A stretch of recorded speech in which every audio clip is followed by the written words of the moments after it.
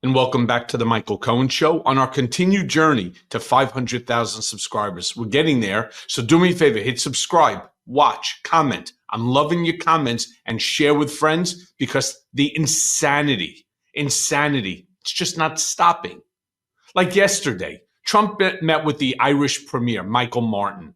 And like all of these recent meetings with foreign leaders, they turn into some sort of a weird personal Trump presser. I mean, it's very difficult to even explain what the hell is going on there.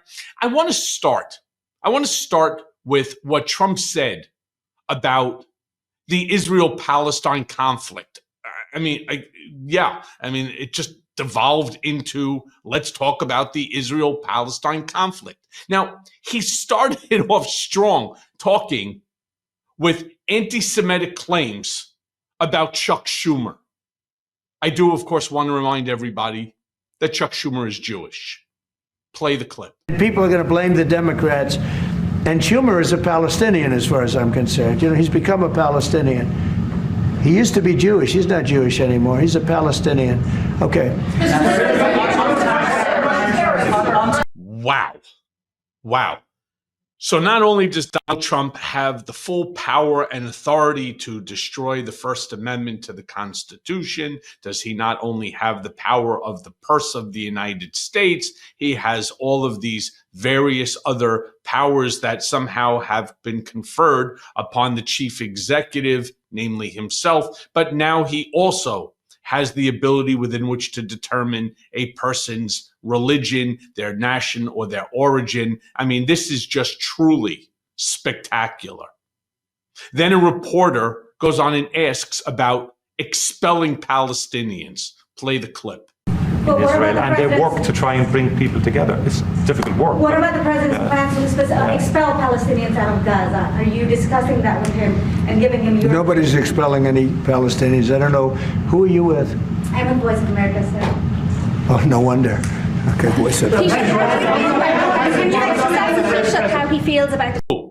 First of all, I don't even know who the hell Voice America is, nor do I really care. It's a very legitimate question. Trump has said that he wants to clear out all of Gaza, all 170 square miles of Gaza Strip. Why? So that they could rebuild it, that the world can come together. They could rebuild all of the devastation there, including putting up beautiful, beautiful homes along the coastline, along the water that would make it very valuable. Remember, not my words, Trump's. We're going to turn the place into the Riviera of the Middle East. Trump then goes on and he tells the journalist that her question about Israel doesn't matter. And why doesn't it matter? Well, because she's not Israeli. Play the clip. Israel. Can I ask you about Ireland's relationship with Israel? There's been a lot of talk recently. The government are looking to bring in what's called the Occupied Territories Bill, which would ban goods from occupied territories. I know you met with Prime Minister Netanyahu recently. Did Ireland come up in that conversation? Did he raise any concerns about the large government? One thing I'll tell you, you're not from Israel, that's for sure, huh? She is definitely not from Israel. It's an interesting question coming from you. We talk about everything. Israel has been under siege, as you can see, and they had to fight back. October 7th was a terrible thing. People don't like to mention it, but it was a terrible, terrible day in the life of the world. And it's amazing the way people don't mention that, but it was, I've never seen anything like it. Those are other clips I get to see. You know, as president, you get to see clips that you'd rather not see, but I see clips, and that was a terrible day for the world. 100% agree. But please don't say that the world isn't speaking about it. It is in the news every single day.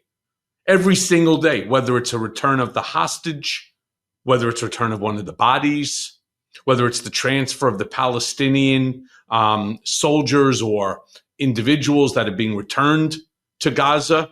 It's in the news every day. Oh my God. Maybe that's why the journalist was asking a question. And because you're not Israeli, means that you shouldn't be asking the question. So if you're not an economist, you shouldn't be talking about tariffs. I don't get it. Meanwhile, I want to turn to what he said then about the Russia-Ukraine war. And during the conversation, Trump threatened that he and he alone could financially devastate Russia. Play the clip. With Biden, they wanted to take the whole country, but I think I've stopped that, but we'll see. But yeah, there are things you could do that wouldn't be pleasant in a financial sense. I can do things financially that would be very bad for Russia. I don't want to do that because I want to get peace. I want to see peace, and we'll see. But in a financial sense, yeah, we could do things very bad for Russia. It would be devastating for Russia. But okay, do them. Do them, because you happen to be the one who said that you could stop the Russia-Ukraine war in 24 hours once your ass hits the seat in the Oval Office. And I'm all for that. I'm all for a lot of the things that you're saying, if in fact you actually knew what you were talking about, if in fact you actually meant what it is that you're saying. We could financially devastate Russia. How? How? By not taking what? Their oil? That's okay. China will take it. By not taking their grain? Oh, no problem. China will take that too. And if not China, North Korea. There's always an outlet for Russian goods. So I'm not 100% certain what the financial devastation he's talking about. How about explain to us, to the stupid people, explain to us what you're talking about, other than saying you can do it, you will do it, you won't do it. Maybe I will, maybe I won't. Maybe give us some more facts so that we can judge for ourselves. Now, Trump then claims that once again, it's all about him, that he was the one who got NATO to pay. Very generous to me. He said, I've never seen anything like it. Money came in by the billions and billions and billions of dollars, and NATO became much stronger. Now, NATO's expended a lot of that money in fighting this horrible war, and it's too bad they had to do that. But they had the money from me. I was the one that got people to pay. The countries, most of the countries were not paying, or they were paying a very small amount. So we'll see. But NATO can be a force for the good, absolutely. Would you like to see Ireland join NATO, Mr. President? That's up to Ireland. Well, do you think Ireland and the EU are too close? Do you think? Sure. Reporter then goes on and asks if Trump feels any responsibility for the civil servants that have lost their jobs. Now imagine, on the same theory that woman should not have asked the question about Israel because she's not Israeli, I'm going to suspect that this journalist is not a civil servant. Play the clip. Retaliate to the EU retaliation. Education, sir, would you describe for us, is this meeting your vision by cutting about half the workforce? And what responsibility do you feel to the civil servants who have now lost their jobs? Many of them worked at the Department of Education during their first term. Sure, I do. I feel very badly, but many of them don't work at all. Many of them never showed up to work. Many of them never showed up to work, Kelly. And wow. I feel responsible, but they don't work. Whew. Trump then goes on and he speaks about our new positive trade policies. I truly hope that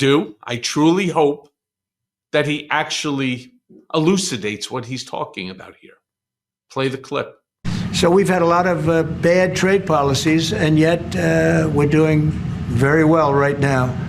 But we're doing well because I won the election. If I didn't win the election, you would have had a very bad period. I think a lot of the stock market going down was because of a really bad 4 years that we had. When you look at inflation and all of the other problems wars and inflation and so many other problems. But we're Yes, but while those wars were going on, while inflation was creeping up, the market was at an all-time high. Enter Donald Trump to the Oval Office. Enter the stupidity of these tariffs. The uncertainty in business, in trade. And what's the result? Stock market's down like almost 20%. He goes on to say that he thought that the markets are going to soar. Okay, once again, just share with us why you believe this. What is it that you are going to do to help make the markets soar again? Play the clip. And financially, we'll be stronger than ever before. I think the markets are going to soar. when they see what's happening. I'll tell you what, I'm called every day by numerous big companies. I spoke at the Business Roundtable yesterday. They had the largest attendance they've ever had. And these are only the CEOs and chairmen, but mostly the people that run the boss, the people that run the top 150 companies. 150 people showed up. Every single company showed up. First time it ever happened. It's been around a long time. The biggest business leaders. We had a great discussion. It went really well. And I want to tell you, there's tremendous optimism out there about our country in terms of regulations being cut, in terms of taxes being cut. And it would be great if the Democrats would do what's right. It would be great if the Democrats would do what's right for our country for a change, because they really are there. They've lost their way. They've lost their way. Sure. Give him the power of the purse too. Now, what I want to do is I want to finally turn to his comments relating to his guest, who's sitting there, the Irish Premier Micheal Martin. And Trump boldly comes out and says that the Irish love him. I do want to remind you, and you can Google this for yourself, there was a point not too long ago where they revoked his visa because the Irish people didn't want him in the country. Play the clip. Mr. President, how worried should the undocumented Irish be about your administration that you don't round them up and send them home again? Oh, I think the Irish love Trump. We won the Irish with a tremendous amount of vote. I want to thank you very much. We won in the 80s with Irish. I got the Irish vote. I think I have it locked up pretty good, unless I did something very stupid, like drained your company, your wonderful place of all of its companies. If I drained Ireland of all of the companies, maybe I'd lose the Irish vote. I don't know. But right now, no, I love. Does anybody know what the hell he's talking about? Because I certainly don't. Reported that asks him about the housing crisis in Ireland. Play that clip. Could you give the Taoiseach some advice? Could you give the Taoiseach some advice? Ireland is in the midst of a housing crisis now, and I know you have a lot of experience as a businessman. How can the state build tens of thousands of houses at speed? You know why they have a housing crisis? Because they're doing so well. They can't produce houses fast enough. That's a good problem, not a bad problem. That's a pretty good answer, President. No, it's true. Will you put more tariffs on? Finally, Brian Glenn. You know who Brian Glenn is? That's Marjorie Toilet Green's boyfriend. Remember the one that asked the stupid question in the Oval Office? Well, way to go, Brian, because he asks another stupid question, this time about Rosie O'Donnell and moving to Ireland. Play the clip. Are you trying to preserve second part question to this, Ireland is known for very happy, fun-loving people, great attitude, many in this room right now that I've met. Why in the world would you let Rosie O'Donnell move to Ireland? I think she's going to lower your happiness level. That's true. Thank you. I like that question. Do you know you have Rosie O'Donnell? Do you know who she is? Do you know who she is? Yeah. I'm joking. You're better off not knowing.